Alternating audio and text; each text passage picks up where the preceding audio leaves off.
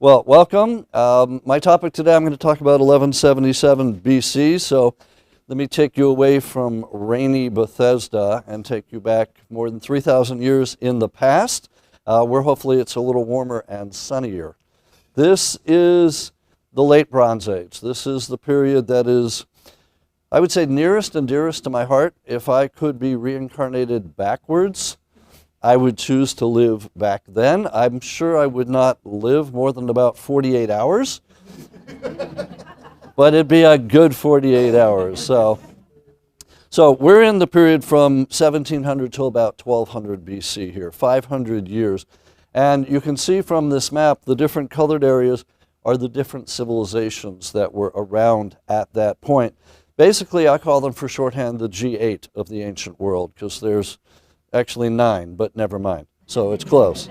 So we've got Minoans and Mycenaeans over in Greece. We've got Hittites up in Turkey. We've got the Egyptians, which are coming up here into Canaan. Mitanni here, Assyrians and Babylonians, Cypriots here. These are the great powers of the late Bronze Age. They're all flourishing 3,500 years ago, give or take. And this is actually a period that you know about. You might not have thought you knew about it, but you do. Because in this time period, we've got Hatshepsut, the world's first female pharaoh. Familiar to anybody? You've all heard of her, right?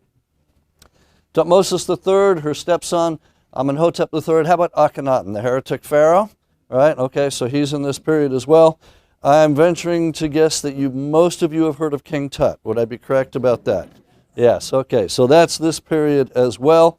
Ramses II, Pharaoh of the Exodus, if it took place, that's another lecture. Ramses III is going to be our boy today. He's going to be the hero of this particular period. This is also the time when we get the Battle of Kadesh between the Egyptians and the Hittites, 1279. Little thing called the Trojan War. Heard of that? That's at this time period. In fact, this is the context for the Trojan War. I do think it happened. Again, that's a topic for another lecture. My wife does not think it happened. We argue about this at home. Others argue over mortgage payments. We argue about the Trojan War. So, and then again, this is the period of the Exodus, probably about 1250 BC, if it took place. So you see, you already know this period, even if you thought that you did not. Now, one thing that is special about this period is that it is globalized for its time period.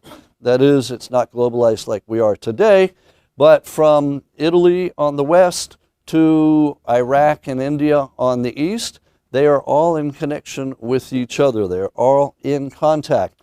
From Turkey in the north down to Egypt in the south, we get one of these social network diagrams. That's what my wife does, social network analysis. So this is courtesy of her.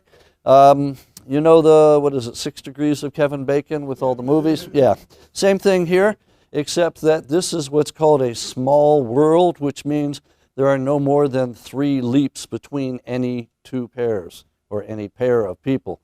So if the Mycenaeans did not know the Assyrians, they knew the Hittites who knew the Assyrians, and you could get there within 1 or 2 leaps. Now, the reason this is important is that there's been very few times in history where we've had such a situation. Us today is one, them back then is another.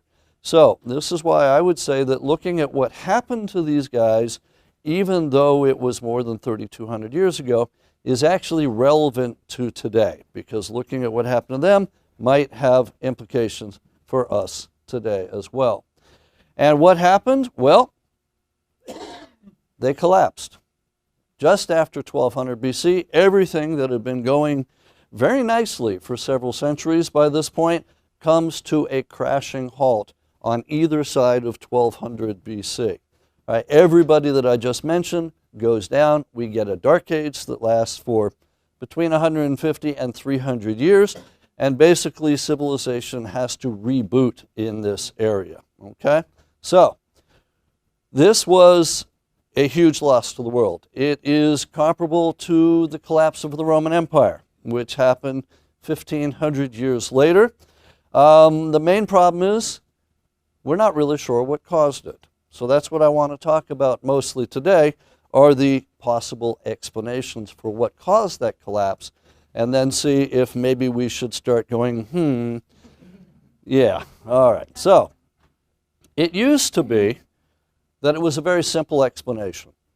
When I was in graduate school, when I was an undergraduate, and for decades before me, the simple solution was that the Sea Peoples had done it. When in doubt, the Sea Peoples. So who are the Sea Peoples? Well, this is the Egyptian name for them. The Egyptians, actually, it's our name for them. We call them the Sea Peoples. The Egyptians talk about a number of different groups coming through the Eastern Mediterranean and winding up in Egypt on the shores, attacking them, not once but twice over a 30-year period. They come in 1207 and they come in 1177. And yes, 1177 is where I get the title of the book. It is the second time that Egypt is invaded by these people.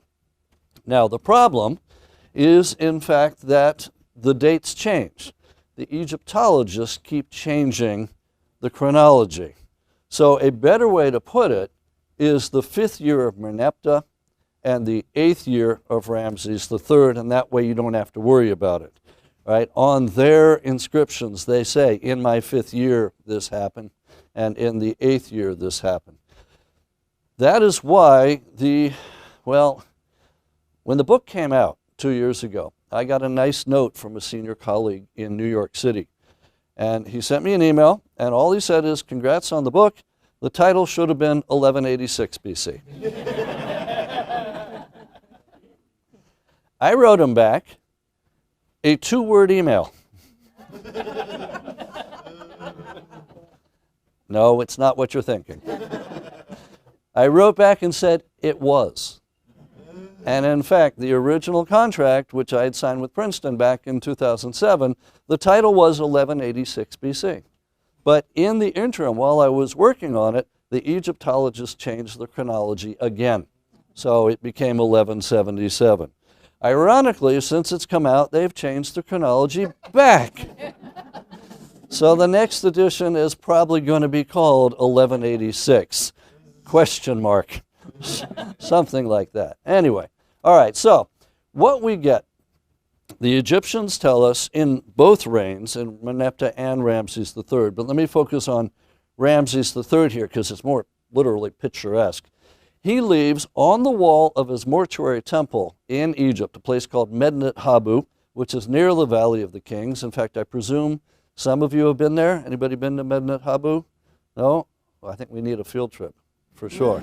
Definitely. All right, well, it's over by King Tut's tomb, the Valley of the Kings.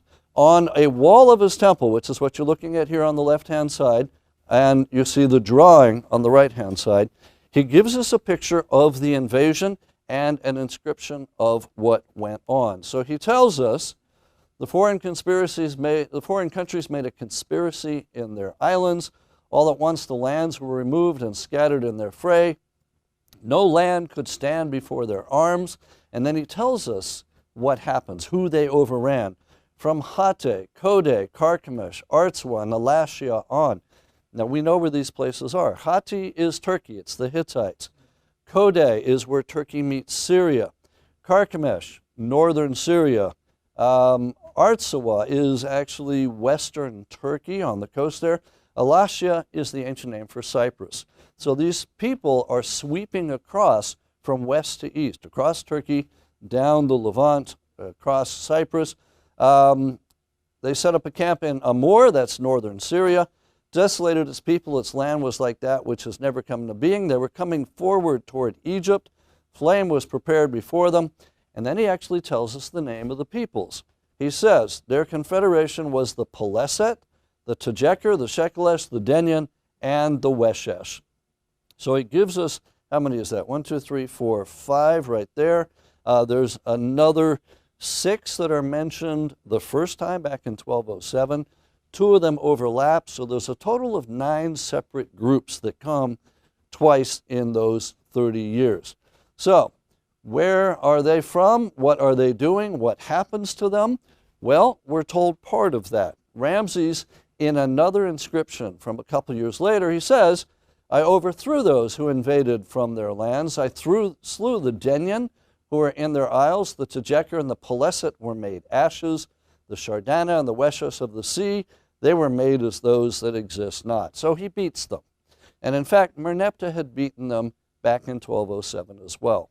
So they come twice, they lose twice, they do not come a third time. That's it. All right?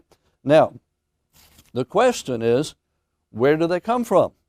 And what do they look like? Well, what do they look like is easy because Ramses shows us the pictures. This is a picture of the Sea Peoples.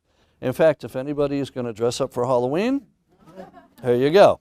Right, though it's actually, I've got a cheaper way to do it. When I was in grad school, the two people the year behind me, they came to our Halloween party with about 100 papier-mâché C's stapled to their clothes.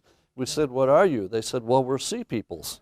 So they won first place. So, true story.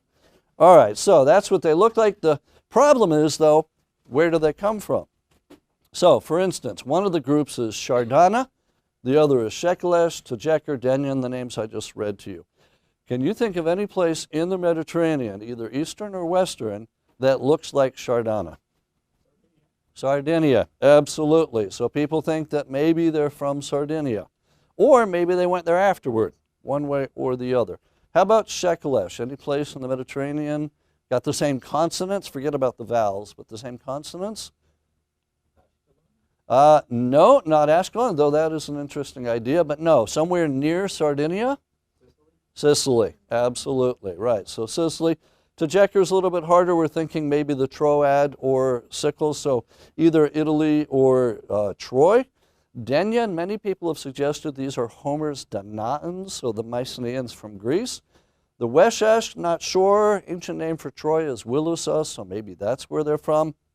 The only one that we're pretty sure we know, and it was actually identified already by Champollion, the guy that deciphered hieroglyphics, is the Peleset. Anybody care to take a guess who the Peleset might be?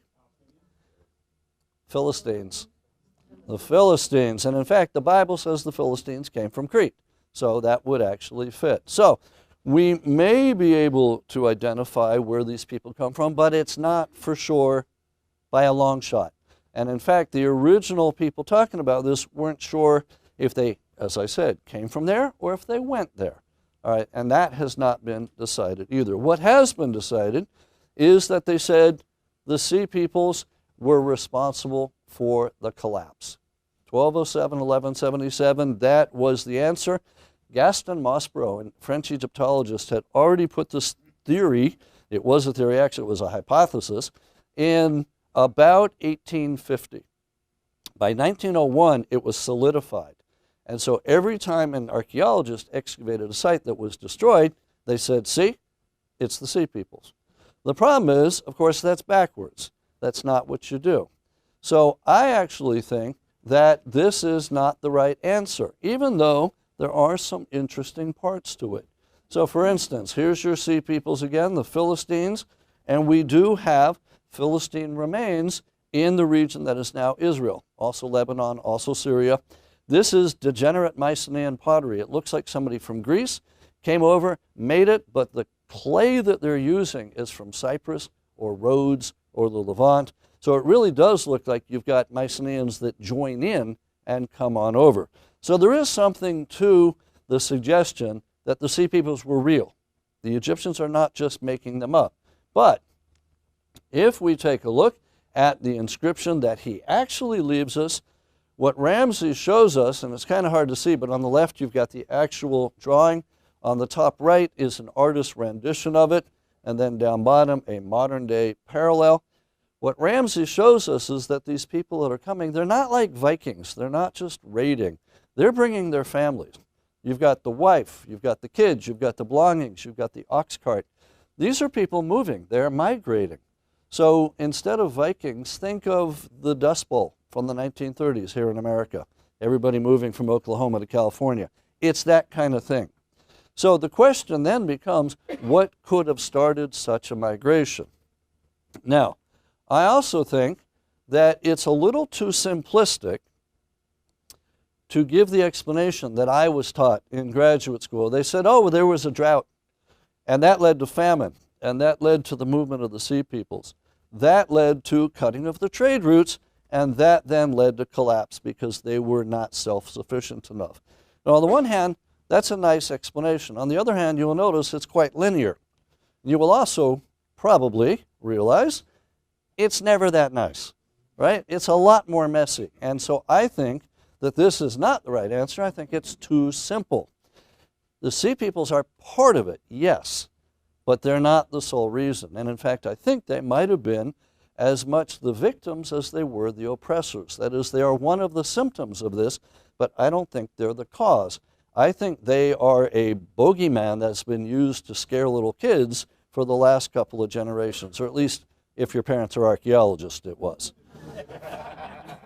So, I was skeptical, shall we say, and I wanted to look around for what really happened. So what I want to present to you today is my alternate hypothesis for what caused the collapse, and then see what you think of it.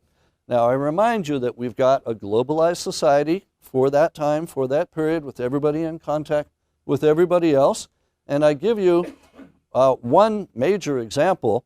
I said that this is the late Bronze Age, and actually the Bronze Age goes from 3000 to 1000 BC, give or take. And we're in that last part of it. You've got the early, middle, and late. The way you make bronze, as I put up here, is tin and copper, right? 90% copper, 10% tin. Some of you may know that if you don't have tin, you can actually use something else. Anybody know what that is? You can actually use arsenic. I don't recommend it. You won't live long, but you can make arsenical bronze. But here, most of the copper is used to make bronze at that time. The copper is not a problem. It's coming from Cyprus. In fact, that's where the word comes from. Kypros, Cyprus, means copper. The tin is a little bit more problematic. Possible some came from Cornwall, though I rather doubt they got up there more than once in a blue moon.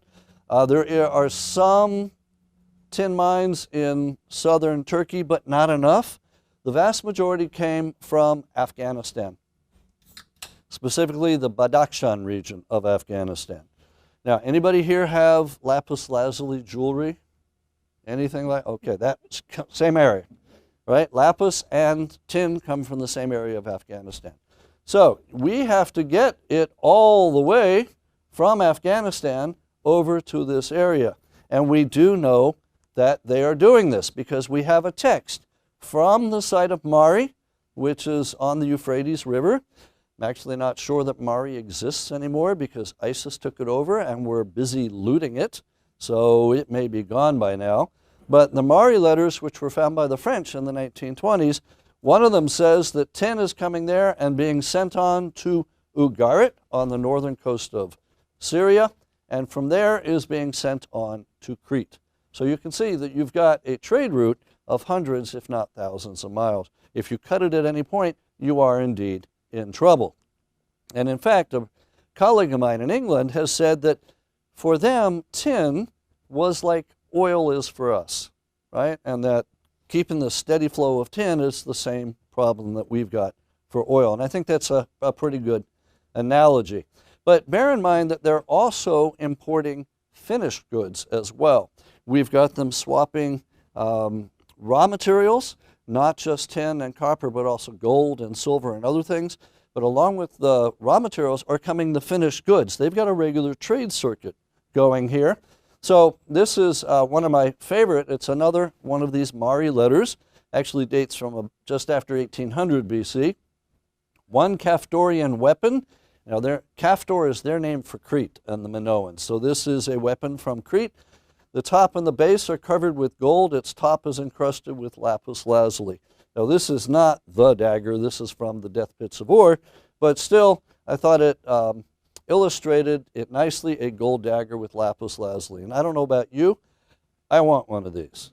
All right? I'd happily, carry it open, whatever, but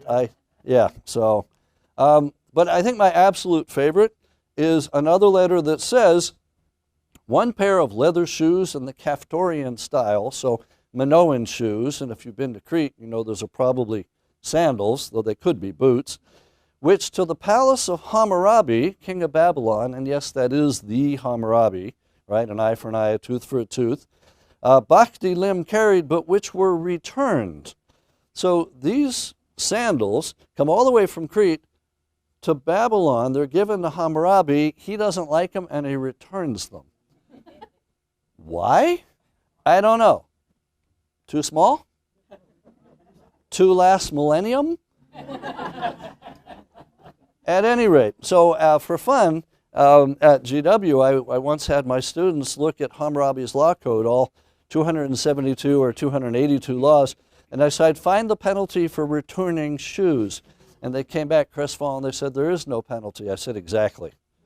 So nothing changes. That's one of the interesting things about it. So we've got this globalized society, trade, reciprocity, diplomacy. Everybody's marrying each other's daughters for gold and silver and whatnot. And then into it, you drop a little chaos, and suddenly we've got a big, big problem. And one by one, these wink out until you're only left with Egypt. Everybody else goes away. No more Mycenaeans, no more Minoans, no more Hittites, no more Cypriots, at least temporarily. Only the Egyptians survive because they win, but it's a Pyrrhic victory. They are never as strong again. That was their high point, the New Kingdom period. So, when you say the others went away, they completely died out, or their civilization became more primitive?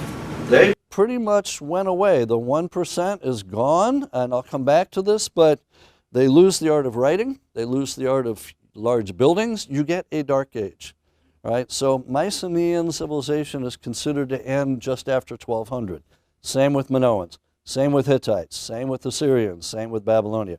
You will get successors, which we'll get there, with Neo in front of them, the Neo-Hittites, the Neo-Assyrians, the Neo-Babylonians. So it's not the end of the world as we know it, but it's close, okay? So what I would like to do then is to figure out, if it's not the Sea Peoples, then what else could have caused this? So could it have been drought, like some have suggested? Could it have been famine? Could it have been invaders? Could it have been earthquakes? And my answer to this is yes. I actually think it's all of them, because you can survive a famine, or at least some people can. You can survive a drought. You can survive invaders. You could survive an earthquake. Yes, lots of people will die, but your civilization does not end. What if you have more than one of them then? If you have a multiplier effect, if you have what I would call a perfect storm, and that's what I think happens. So let me quickly run through the evidence for each of those and then see what you think. So, for instance, drought. Drought's not a new suggestion. Already back in the 1960s, Rhys Carpenter, who was a professor at Bryn Mawr, was suggesting that the Mycenaeans came to an end because of drought. But he didn't have hard data. He didn't have proof for it. It was just a hypothesis. He looked at changes in population. He looked at population movements and various things, and he hypothesized that this is what caused it. But it remained just a hypothesis, and it was never proven, so people kind of forgot about it. However, in the last 5 years, we now have the data that he was looking for. So we can now bring it back scientifically. There is a guy named Kaniewski. He works out of Paris. He's got an international team.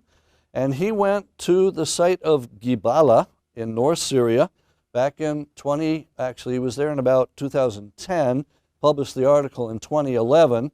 And what they did was to take samples from dried up lagoons and lakes and look at the pollen that was in there.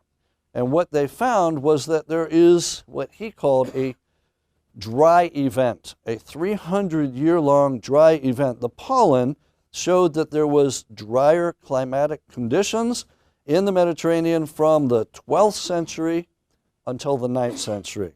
So about 1200 BC to about 900 BC, there is this dry event, what we would call climate change. So this was the first instance. He then went over to Cyprus, did the same thing, published that in 2013, and again took samples from Halis Sultan Tekke, which has a dried up lagoon. And here again, major environmental changes took place in the period from 1200 to 850. It turned the area into a drier landscape, and the precipitation and groundwater probably became insufficient to maintain sustainable agriculture. So drought in North Syria, drought in Cyprus, and then Lee Drake came along, published a great article in 2012 in the Journal of Archaeological Science, in which he looked at a number of different studies that other people had done and pulled them all together, including things like there is a drop in the temperature of the surface of the sea in the Aegean, which would lead to less rainfall. And he concluded also that there was a drought that started somewhere after 1250 BC. Right? And I like this article so much, I did something I don't usually do. I wanted to send him an email saying that it was a great article. I did a search for him. He was somewhere like at Northern Arizona University, and I typed in Lee Drake and into Google, and it said, the very first thing it said is, "You are friends on Facebook." Seriously? So I wrote to him, I said, Lee, I guess we're friends on Facebook. Anyway, great article. And he wrote right back to me, he says, "Good to hear from you. Haven't seen you since Megiddo in 2006. So we dug together. So be careful who you're writing to. You may actually know them. So what was neat, though, he was in the Philippines searching for downed World War II aircraft with XRF stuff. So pretty neat stuff. Anyway, so he came up with this. And then the other scientific survey that is relevant was done by Daphne Langut. You can see her down here. And Israel Finkelstein and Thomas Litt. And they went to the Sea of Galilee and to the Dead Sea, and they showed that there was a drought there as well, but shorter. This time it was only from about 1250 to 1100. So as a result of this now, we've got drought, North Syria, Cyprus, Israel, and Greece, which means that it's pretty much Mediterranean wide. So I think now we've got the data that Reese Carpenter wanted. And of course, as each of these studies came out, the world's media grabbed hold of it. So this is New York Times. Pollen study points to drought as culprit in Bronze Age mystery. LA Times, climate change may have caused demise of late Bronze Age civilizations. National Geographic got into it. Archaeology Magazine came out with something. New York Post, and they threw in globalization for good matter as well. Right, so this made headlines all around the world. So I do think that we've got evidence for drought. And then you may remember the NASA-funded study that said that we were going to end in a couple of decades, except then it turned out NASA hadn't funded it, but never mind. And so at that point I decided, I wrote an op-ed that came out in the Huffington Post, The Collapse of Civilizations. It's complicated, right, which it is. So we've got drought, and drought frequently leads to famine. But how do you find archaeological evidence for that? It can be tough. Unless you find mass graves, something like that, you don't know if you've got famine, unless you have written textual evidence, which we have. They are writing back then. There's no problem. This is a nice period. And this site of Ugarit, where we already mentioned that the tin was coming at one point, there are entire archives that have been excavated there. You have to be able to read Akkadian or Ugaritic, but I presume most of you can, so that's not a problem. So here we've got one letter from the house of Ortenu. Ortenu is one of the merchants that's both working for himself and on behalf of the government. And he says that there is a famine ravaging the city of Emar. Now that's in inland Syria, but he was such a good businessman that he had a branch in Emar. So he's based in Ugarit, but he's over in Emar. And he says in about 1185, "There's famine in our house. We'll all die of hunger. If you don't quickly arrive here, we ourselves will die of hunger. You will not see a living soul." All right, so famine, drought? Yes, I think so. All right, but just in case, here's a letter from the king of Ugarit to somebody who is not named, but he's probably his peer. "Here with me, plenty has become famine." So Ugarit itself also is suffering. Up in Turkey, they are hit as well. Two letters from the Hittite king. One says, "Do you not know that there was a famine in the midst of my lands?" And the other one says, "It's a matter of life and death." So I think we're on pretty safe ground to say that there is famine and that people are dying from it. Now, what about invaders or even internal rebellion? I think these both happened as well, but it can be hard to tell them apart, whether you've got people from outside or people from inside. So, in terms of outsiders, again, we've got written textual evidence. And this, again, is from the city of Ugard. It's just a wealth of information. In fact, they've just published 3 more volumes in French that I haven't even seen yet, and I want to see what's in those. But here, this was found quite a while ago, and it reports on ships of the enemy. My father, now the ships of the enemy have come. They've been setting fire to my cities. They've done harm to the land. Doesn't my father know that all of my infantry and territory are stationed in Hatti? So they're up in Turkey. All of my ships are stationed in the land of Luka, and that's Lycia, which is southwestern Turkey. They have not yet arrived back, so the land is thus prostrate. May my father be aware of this. Now, the 7 ships of the enemy which have been coming have done harm to us. If other ships of the enemy turn up, send me a report. Now, I was taught in graduate school that this was found in a kiln being about to be baked before they sent it, which was fairly typical because then you can't change it. And that the city had been invaded again by other ships and it had been destroyed before this could be sent, which is a nice story, right? Too good to be true. It turns out upon re-examination that this was not found in a kiln. It was actually originally in a basket with about 70 other tablets that were up on the 2nd floor of the palace, and they fell during the destruction, toppled over, and then the basket disintegrated. So you're left with what looks like a kiln, but in fact wasn't anything like it. So if this is not being baked, what's going on? Well, we're not actually sure when this is from. It could be from this 1177, or it could be from the earlier one 30 years earlier in 1207. We're just not sure. So what had been a great piece of evidence goes away. But still, we can use it for outside invaders, regardless of which invasion it is. And then there's a private letter, one of the last that we know about from Ugarit. When your messenger arrived, the army was already humiliated, the city was sacked, our food and the threshing floors was burnt, the vineyards were also destroyed, our city is sacked, may you know it, may you know it. So somebody did come, and in fact, we know that Ugarit is destroyed. The archaeologists found about 6 feet of destruction level, and bodies in the streets, arrowheads embedded in the walls. It's definitely war. It's not like Mother Nature. Now, Kanievsky, in fact, looked at this when he was doing the drought at Gibala, and he looked at the destructions, and he probably said, sea peoples. And he actually published an article that said the sea peoples were there, to which I would respond, look, it's definitely destroyed at that time. Yes, the sea peoples are around, but you cannot say it's sea peoples. There's no little sign there that says the sea peoples did it. So they might have, but they might not have.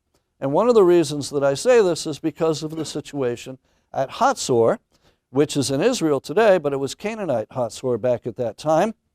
That city was also destroyed at about this time, between 1250 and 1200. We know it's destroyed because all the mud bricks in the palace are burnt, cherry red and deep brown and all of that. But it could have been destroyed by any one of about 4 different groups. Egyptians, Canaanites, Israelites, sea peoples, or maybe even a 5th possibility, internal rebellion. Now, one of the co-directors, Amnon Ben-Tor, who's actually going to be coming to this area and lecturing in November on Hatzor, so keep your eye out. I think he'll be at the JCC, might be at Basanova if you're familiar with those.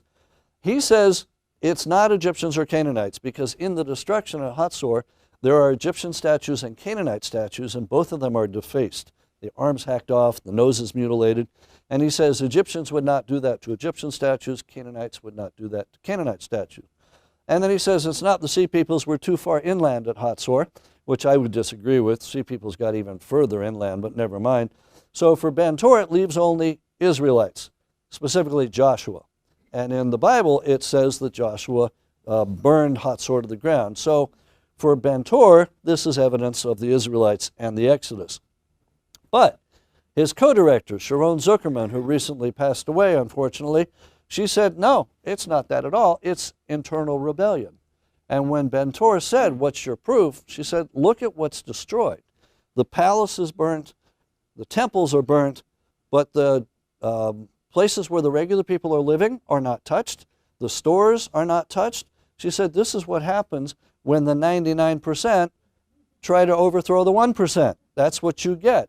So she says it was an internal rebellion. I kind of like that thought process. My point, though, is if the two co-directors can't decide who destroyed their site, how are we supposed to, right? So yes, it could be outsiders, but it could be internal as well. But it could also be Mother Nature. It could be earthquakes. So for example, we've got a map of, again, all the sites that are destroyed after 1200, all of our 1177. Everything that's an X is destroyed, but if you put on top of it a map of earthquakes that have happened in this region just since 1900, you can actually see that most of the sites that are destroyed are in active seismic zones. And in fact, there are faults going all over this region, including the famous one going right up the Rift Valley there with the Dead Sea and the Sea of Galilee. But you've got, for example, the North Anatolian fault line going right across Turkey. And this has done something interesting in the last 60 or 70 years. There have been earthquakes upon earthquake upon earthquake following one upon the other. And this is what's known in modern parlance by seismologists as an earthquake sequence. Namely, if you've got an earthquake and it doesn't release all the tension in the fault line, you'll have another earthquake very soon thereafter. It might be days, might be weeks, could be months, but you'll have another earthquake. If that doesn't release all the pressure, you'll then have another one, and another one, and another one, until the fault line is basically unzipped and all the pressure is gone. You will then have about 400 years before the pressure builds up enough to start the whole process going again. So this is a known feature for modern, and some people, the archaeoseismologists, the ones that study ancient earthquakes, say the same thing happened in antiquity, but there they've got a sexier name for it. They call it an earthquake storm rather than an earthquake sequence. And I think we've got one at about this time period, because we can see earthquakes in this region from about 1225 to 1175. There's about a 50-year period of what looked like earthquake damage. So for example, here's Mycenae, right, capital of the Mycenaeans in Greece. You've got the famous Lion Gate right here. But look off to the side here. Underneath the big Cyclopean wall, right here, you've got that kind of a slope there. Anybody recognize what that is? Because the geologists and seismologists looked at it and just started laughing. That's one side of a slip zone. That's part of an active fault. And they said the Mycenaeans built their capital city, or one of their capital ones, right on top of an active fault line. Who does that? Who builds a major city on top of an active fault? And then Amos Knorr from Stanford said, well, I'm from San Francisco. Yeah. Yes. On that image, has that moved, since? It has moved. There have been numerous earthquakes, and yes, it has. Right. But it's not just at Mycenae, it's elsewhere as well. But when I went looking for evidence, because Amos Knorr and I worked together on this, we found evidence of earthquake victims at many sites. So for instance, this young woman, it's the same skeleton in both pictures. This stone right there was embedded in her skull when she was first excavated. She had actually sheltered in a doorway, which is supposed to be the safest place. In this case, the doorway collapsed and killed her. All right, so that's at Mycenae. Just about 10 kilometers away at Tiryns, there's another set, a woman and a child lying underneath a fallen wall. If you go across to Troy on the northwestern coast of Turkey, trust me, that wall is not supposed to look like that. Right? I was there about a year ago, took the same picture right there. Troy 6 is probably one of the cities of the Trojan War. It fits perfectly. It's 1250 BC, but it's destroyed by an earthquake. Same thing back at Ugarit, but this is a little bit earlier. This is a wall from about 1365. Ugarit seems to be hit by a number of earthquakes. But again, trust me, that wall was not supposed to look like that. That's what happens after an earthquake. So I think some of the destructions that have been attributed to the Sea Peoples are actually caused by Mother Nature. Right? So you've got some of that going on.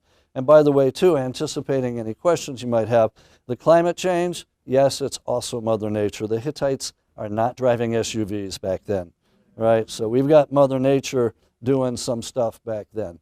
As far as cutting the international trade routes, I think this is what happens. I think it is part of the scenario.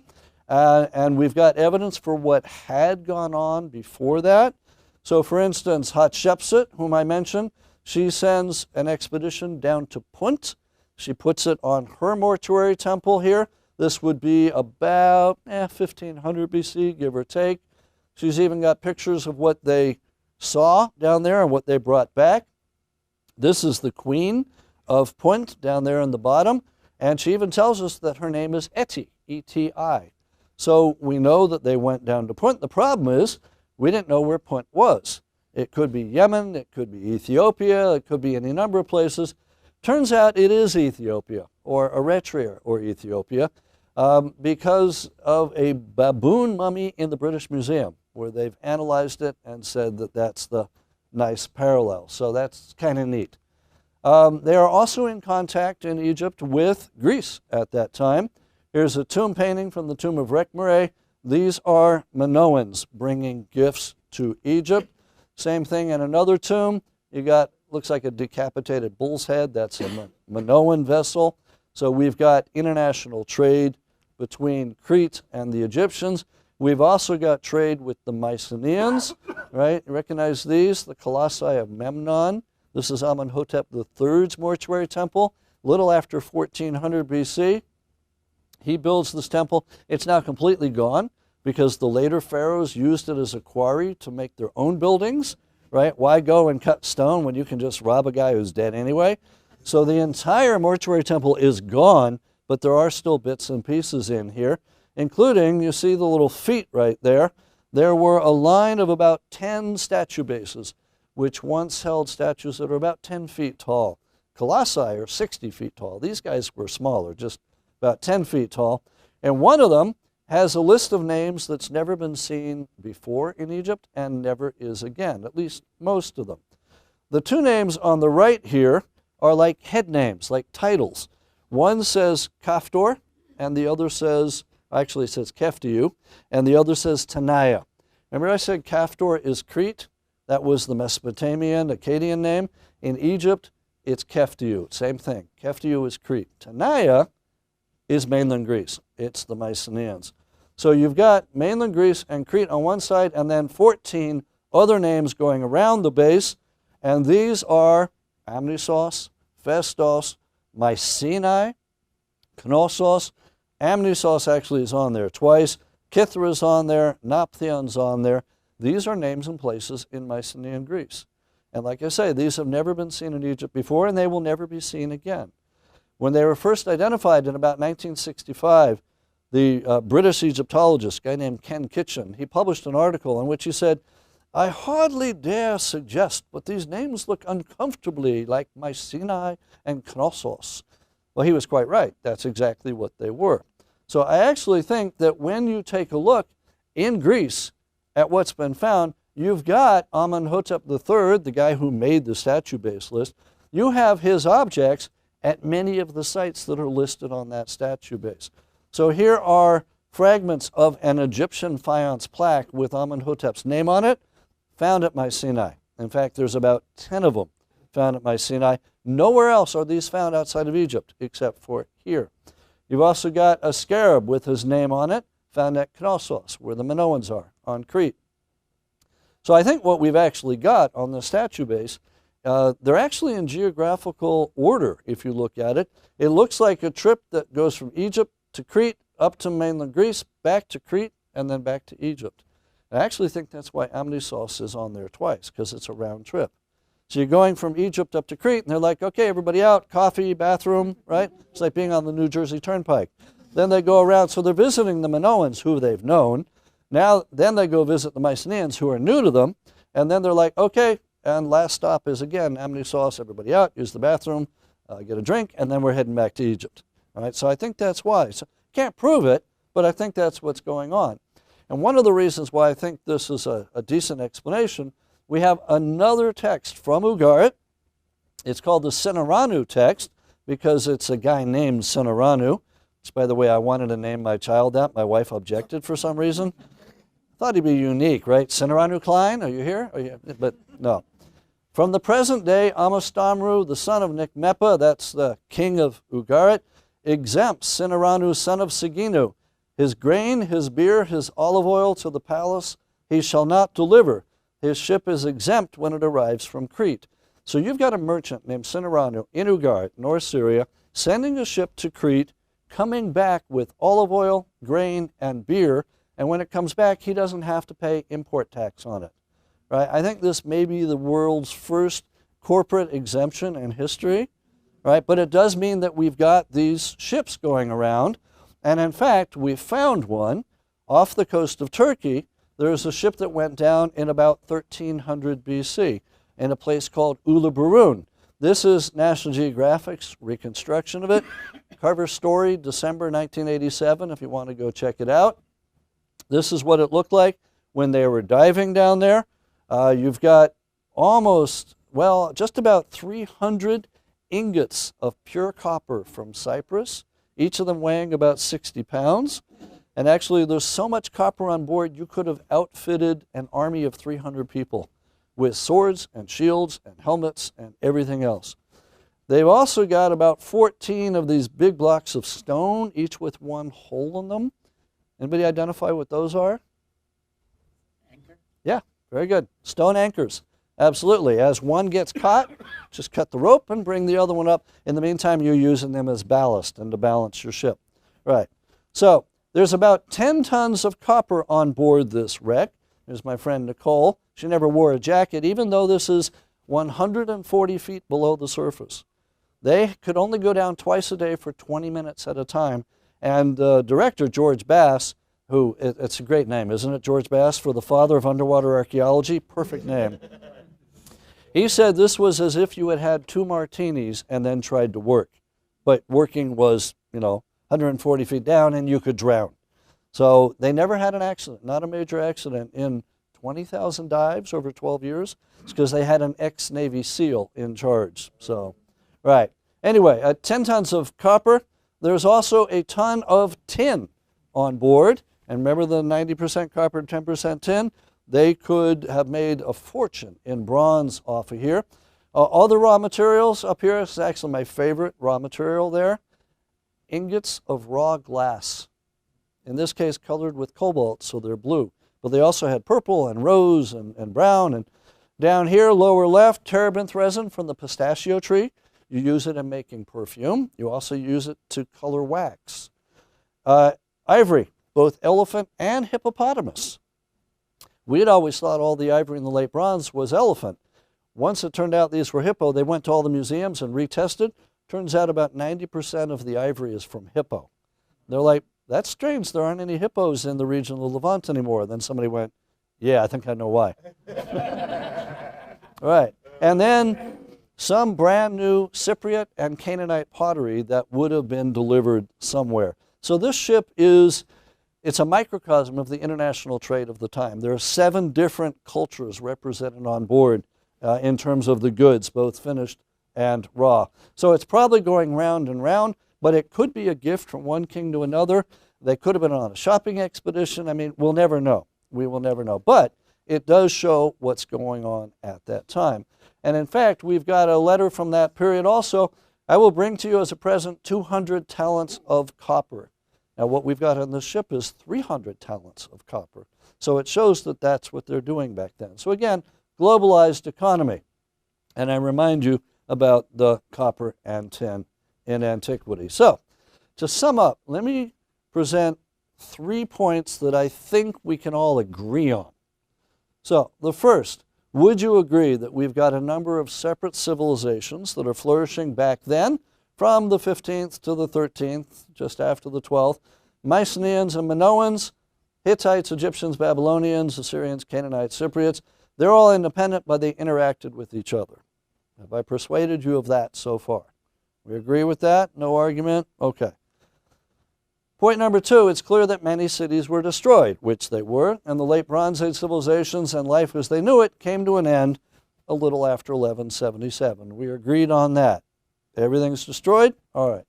Number 3, there is no proof as to what caused it, right? We agree with that as well. So what do? Well, people are still presenting the old simple explanation. In fact, just last November at our annual meetings, a very senior archaeologist got up and presented this. And I stood up and I said, this is too simple. And he says, yeah, you have a better idea? And I said, yeah, actually I do. So what I think we've got here, I think that, again, as I said at the beginning, if you ask me, are there droughts? I would say yes. Are there famines? I would say yes. Earthquakes? Yes. Invaders? Yes. Rebellions? Yes. Each of these is a stressor. Each of them is a driver, and you react to each of them in a different way. But I think there's not one, there's not two. I think there's all of them. I also think you could survive one. You could probably even survive two. Maybe even three at the same time if you're pushing it. But 4 or 5, you're like, all right, I give up. I'm dead. All right? So I think what we've got then is a domino situation, because they are so interlinked that when one goes down, it influences the other. So especially if the Cypriots went down, that affects the copper supply for everybody.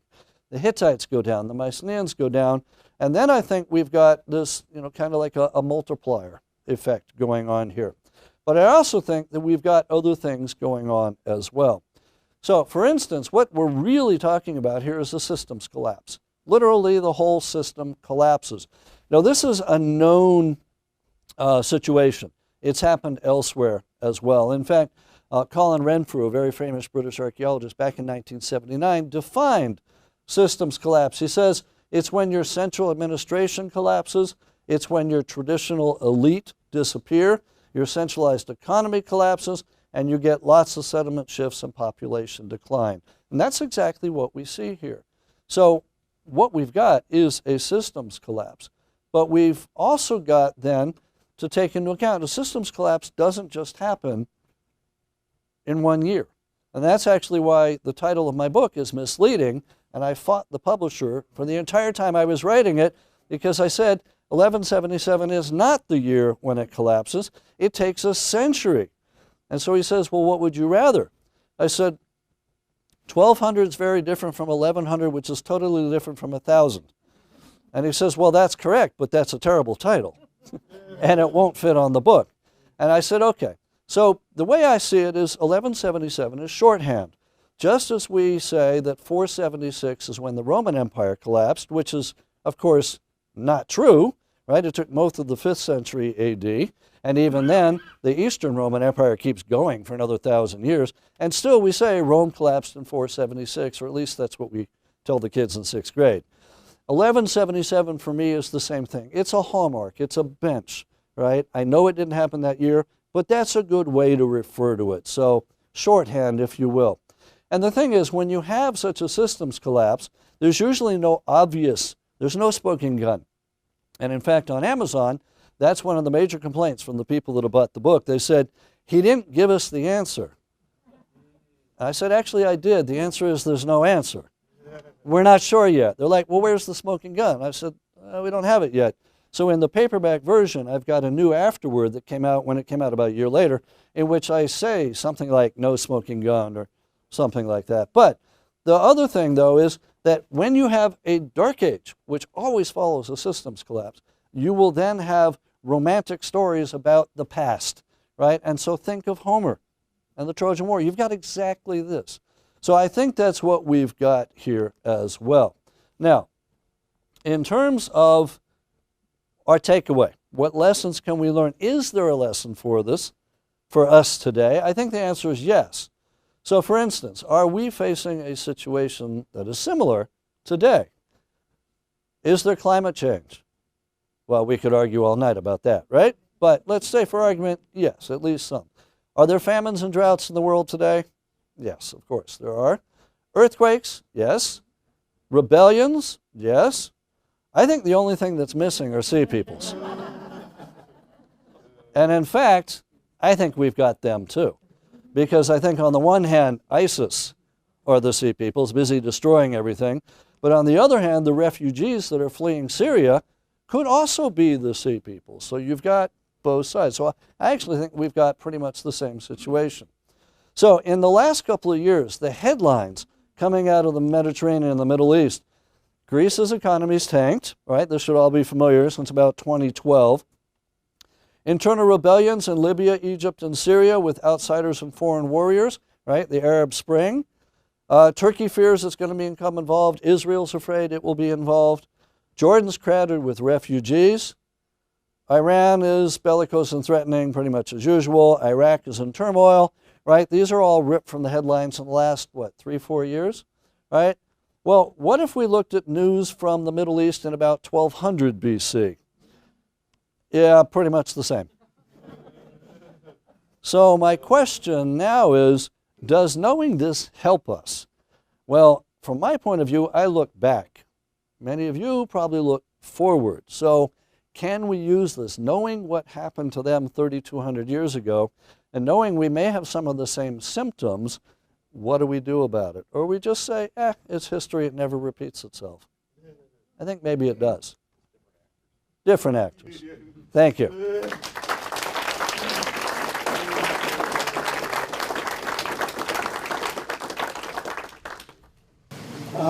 Was there any role for piracy? Because you have a lot of this communication is seaborne, and so there would be a great opportunity. We see this now. We could add that to your list. We have piracy now in areas that we didn't have it. Absolutely. So is there piracy? The answer is yes. And in fact, two friends of mine, they've been writing paper after paper after paper about piracy in the late Bronze Age. We definitely know it's there later. I mean, Julius Caesar actually gets captured by pirates from this region, right? But yes, so Louise Hitchcock and Aaron Meyer have been writing paper after paper, and they have all kinds of wonderful titles, Arg, piracy, and the, right. So yes, I think this is part of it. I would, though, put that in the category of cutting the international trade routes, right? But yes, I think definitely. Presumably, these powers had, their own navies that could provide protection as they collapsed. Then their mean lines of communication became extremely vulnerable. Yes, absolutely, absolutely, yes. So one of the modern problems that as someone gets attacked, their allies have to help. Was that a problem then too? They did have mutual defense treaties. Yes, in fact, there is a very famous one called the Shashamuru Treaty, which dates to about the same time period, where the Hittites are allying, from Turkey, are allying with the Assyrians from what is now Iraq, northern Syria, and they say, let no ship of the Ahiyawa go to him. Ahiyawa are the Achaeans, the Mycenaeans, and so they've actually set up an embargo, but they also say, if you are attacked, we will come to your defense. If we are attacked, you will come to our defense. And we have other ones too, especially with Willis Troy, same sort of thing. So yeah, they've got mutual defense pacts back then. Yeah. Did they use any money, coins that they traded them? Any money? Money. Coins? Coins and all that? No, we are 600 years too early for that. Coins, the first coins we know about are invented in Lydia, in Turkey, in about 700 BC. So we're a good 600 or 700 years too early. But that doesn't mean they don't have the equivalent. There has been a suggestion that those oxide ingots, the talents that were in the ship, that was the equivalent of currency, and you could barter with it. So we don't have coins, but we do have other things. With copper and tin so very valuable, what did people have to trade to get it? Okay, so what are you trading in order to get the copper and tin? Well, it depends what society you're in. But for instance, we know the Mycenaeans are trading olive oil and perfume, which in fact they make from the olive oil. They're also trading the other metals, silver and gold, right? Egypt's got a monopoly on gold. Silver, the Mycenaeans, there's a huge mine just outside of Athens. So pretty much anything you can think of, they're trading, including wheat and grain and barley and grapes and all those things. The Uluburun shipwreck actually had the remnants of raw materials such as fruits, figs, and all that. So yeah, so they're definitely going back and forth. It's a nice little economy that's going. Yeah. Given that famine is one of the basic problems that you see here, it seems odd that these invaders had burned the entire city, including all the food crops and stuff like that. Mm-hmm. It just doesn't make a lot of sense. It does not make a lot of sense, exactly. So if the invaders are coming in and burning everything in the ground, including the grain, yeah, what's going on? In fact, we have an interesting situation, which is almost the opposite in a way. At Ausar, when she pointed out that it might be an internal rebellion, the jars were found still full of grain. They're burnt, but they're still full of grain. So exactly that. Whoever did it burnt their own grain, which does seem strange. On the other hand, if you are an invader and you're following a burnt or scorched earth policy, that's exactly what you would do. Right. So it may be that in those cases it is the Sea Peoples, but yeah. What I find interesting though, linking Sea Peoples and drought, the original hypothesis was that they started moving from Sicily and Sardinia because of a drought in the Western Mediterranean. If so, they were extremely unlucky because by the time they got to the Eastern Mediterranean, there's a drought there. So maybe these people just brought the drought with them. I don't know. But yes, so it's odd. I will give you that, yes.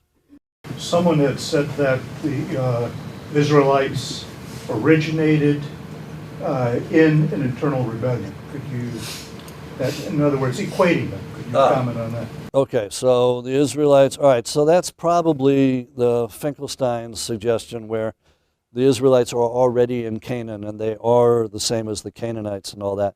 That's a whole nother lecture on the Exodus and all that.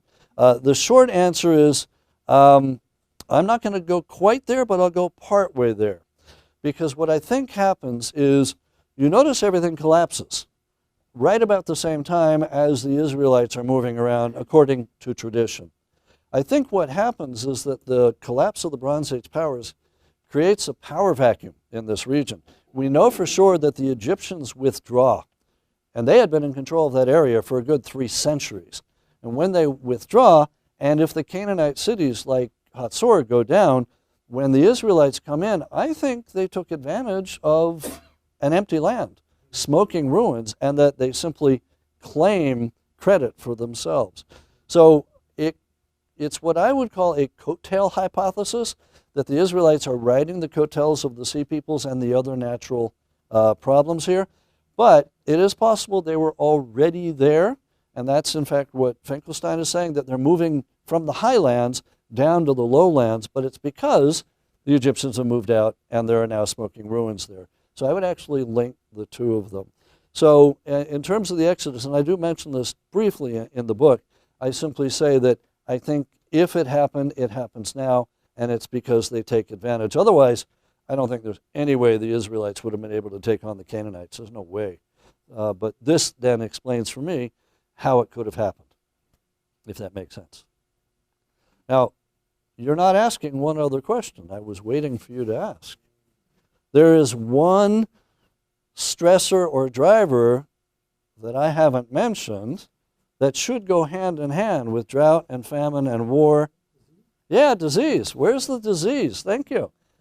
I haven't mentioned disease at all, right? Why not? There's no evidence for it. We don't have bodies anywhere. None of the texts mention it. So there's nothing. We do know. Now, the text should mention it if it's happening. We know back 1350 BC, time of Amenhotep III, and my favorite guy, Shuppiluliuma. I wanted to name my other kid that. He is a king up in Turkey. He's a king of the Hittites. And they tell us that he went to war with Egypt, and they brought back Egyptian prisoners of war who were suffering from the plague. And the plague then wiped out most of the royal family of the Hittites and a lot of the population. But that happens 150 years earlier. There is also evidence, there is a mummy of a later Ramses, Ramses VI, who is about 1140, 1130 BC. He had smallpox. And you can tell that from his mummy, but you can't tell if he died from smallpox. And there's no mention in the Egyptian records of anybody else dying for it. So I'm waiting. I'm sure that it was there, but we don't have any text for it. We don't have any bodies. So for the moment, the one thing I thought would have really ravaged the world did not. There is no evidence for disease. But as we say in archaeology, absence of evidence is not evidence of absence. So I think we will be able to add this, but it's going to be another excavation that will find evidence for this. Just like David Soren found a cemetery outside of Rome with all kinds of malaria victims that he says contributed to the fall of Rome. So it may be that we'll have something like that, but not yet. What was happening in Eastern and Western Europe at the time? And is there any evidence of any contact between like the peoples that were running around in France and Spain and places like that? Was it too remote? Is there No, it's not too remote. Okay, so the evidence up in Europe and what's happening at that, there is some contact. In fact, there was an article maybe a couple months ago up in Scandinavia that there showed that there were contacts with Mycenaean Greece, which I'm not surprised at. You're getting amber from the Baltic coming down here. So yes, they're in contact. I don't think it's huge. I think most of the trading partners are in and around the Mediterranean, but we do have them going up to Europe. And there is evidence for a drought up in Europe a little bit before this. So that was the original hypothesis, was that people moving down from Europe moved into Sicily and Sardinia, kicking those people out, who then moved over to Greece, who kicked those people out, and you had a whole domino effect that way. So the events in Europe will affect them to a certain extent, but there isn't this globalized connection like we have with these guys here.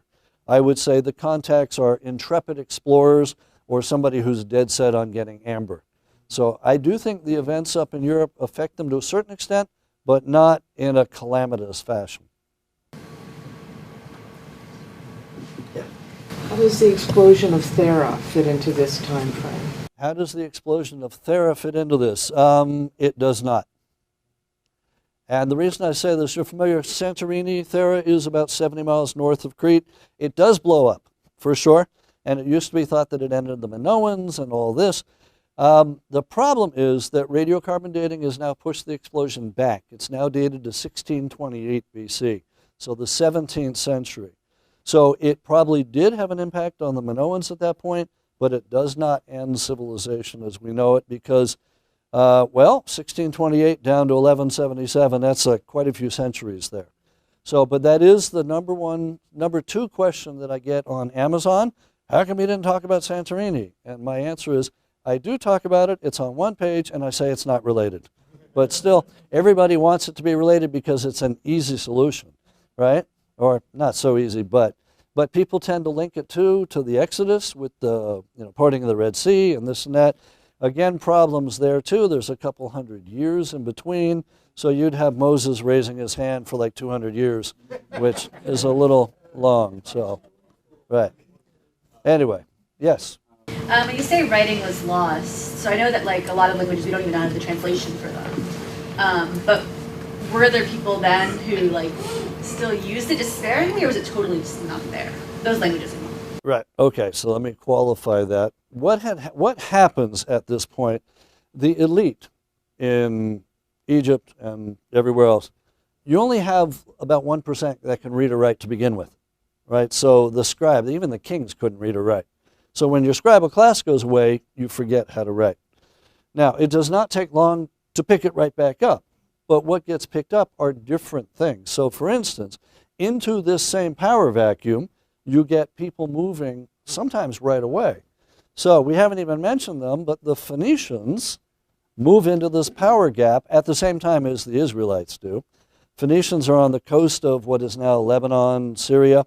In fact, they're probably the survivors of the Canaanites because Canaan and Phoenicia, they both mean purple. So they're probably the survivors. And the Phoenicians have this little thing called the alphabet, right? And now at Ugarit, they had already been experimenting with the alphabet. When they went down, that went away. But the Phoenicians step in right away, maybe as early as the 11th century. So we've got a gap, I would say, of about 100 years, but after that point, the Phoenicians come in. But still, other places like Greece, Dark Ages keep going until 900, 800. But by the time we come out of it, the Phoenicians have successfully exported their alphabet not only to Greece, but also to Italy, right? So we've got the Latin alphabet that we use to write English today, but it's the same sort of thing that we've got for Greek. So there are different periods out of which everybody comes. And in fact, I'm about to agree to write a sequel, which is called Phoenix from Darkness to Democracy. Because out of all this, we eventually get new inventions like iron, democracy, monotheistic religion. So I actually have said in the past, and I would agree with it, that, and I end the book this way, that sometimes you need a wildfire to burn away the old growth and get things started new, and I think that's what you've got. We would not be here today doing the things that we do if these guys hadn't collapsed. So it's because they collapsed that we are doing what we do today. So I'll stick around and answer more questions, and I think there's some books, so if you want, but thank you very much.